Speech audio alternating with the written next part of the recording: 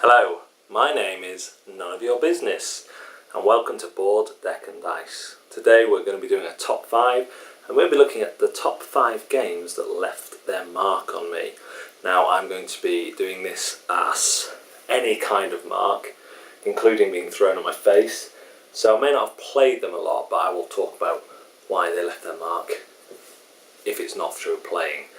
I'd like to do some honourable mentions. 2 are ones that I don't have in my collection. First is Colt Express, with the train and the programmable playing, where you're choosing your actions before everyone chooses their actions, and then the whole thing plays out, and your actions might not have worked out the way that you thought because the person you want to shoot is now in a different carriage, and there's some guesswork, but also if you read the other players properly you can play out your perfect plan, and when it works it's just fantastic.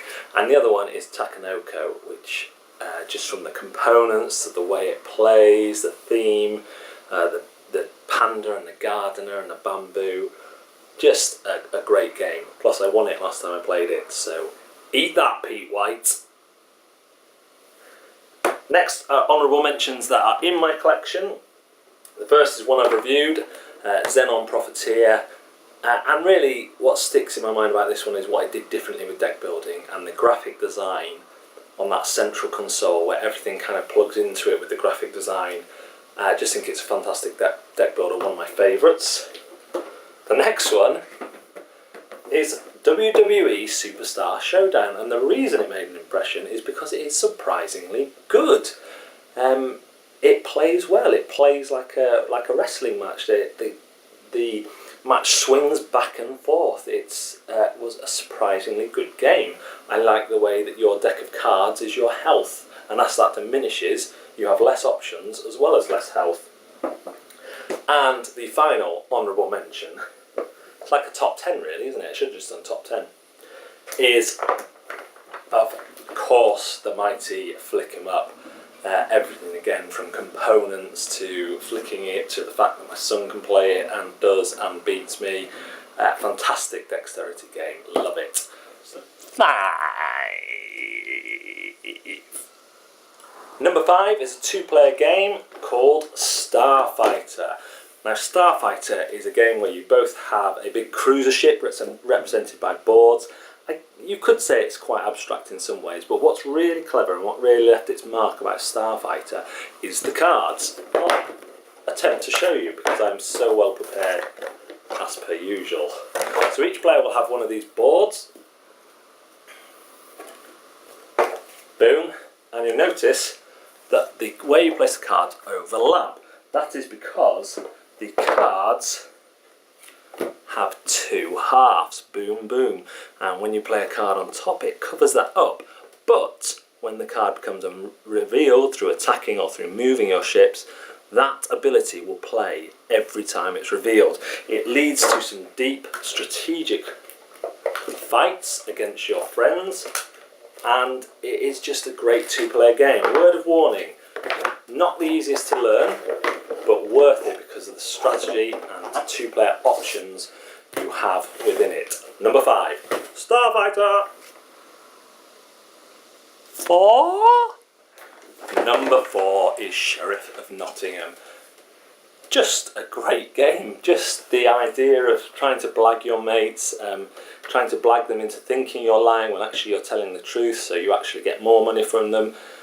Trying to collect the most of one type of good, the contraband, the poppy pouches where you put your goods in. I just love it, and I haven't had it not work with a group yet. I understand there'll be some groups that it might not work for if you don't like fibbing, things like that, but for me, number 4, games that have left an impression, Sheriff of Nottingham. 3.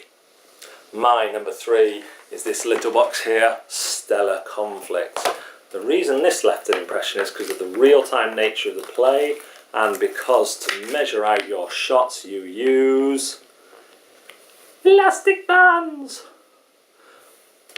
You each choose a faction, you play them out. It's kind of like a miniature game with no moving, and then you measure to see if your lasers hit anyone else, hit any cargo.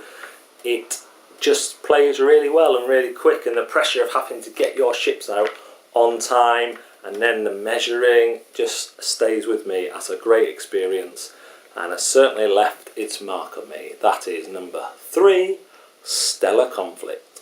Number 2. Number 2 is Raptor, another 2-player game where you are either the scientists, you probably can't see that, or the Raptor mama. Both are trying to get the babies either off the board or capture them or just basically destroy each other. It is an asymmetrical game, which means that each side plays slightly differently. It has fantastic components. The player boards are clear, they guide you not only through your moves but through what the moves by the other player could be, so it works really well. The board is clever, a little bit loose. It'd be nice if it kind of fit together a bit more, but this blew my mind with 2-player games. So we've probably got 2 of my 2 favourite games, 2-player games in this list. But my number 2 is Raptor. Caw-caw, caw-caw, because they were birds, right? That's right. Said on Jurassic Park, said so.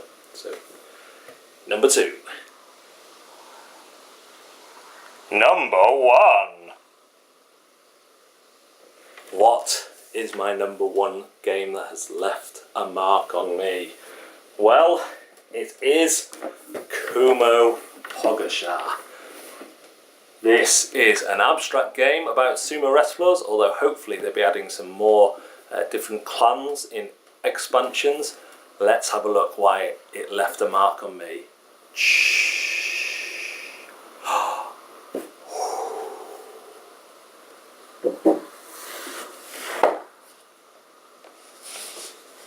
Because I opened it the wrong way around. Magnetic clasp. Ooh! Rules and guides concealed in the lid. Look at this board printed underneath that you never see during the game. What? This insert is lovely. Oh, foam between the layers. Another layer. Another bit of foam. Player guides. Quality player guides. And what's this? Another bit of foam. My mattress is not so well padded. And then you have this, the KUMO stone. Proper stone here. And these fantastic little wooden dice, I guess, but you never roll them, you just choose the side you want that has a certain action on. At the moment this is a symmetrical 2-player game. You can only be the 2 sumos, both the same factions. There is room in this wonderful insert. Let me just see if I can show you that. For potentially 1, 2, 3, 4 more clans. That would be great if they decided to do that.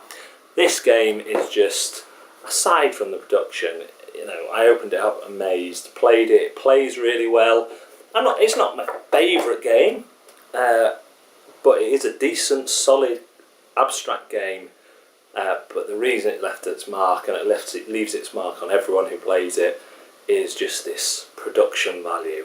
And it wasn't expensive either. So my number 1 is KUMO Hogosha. Let me know what your top 5 games that made a mark are in the comments. My name is None of Your Business. You've been watching Board, Deck and Dice, and I will see you again.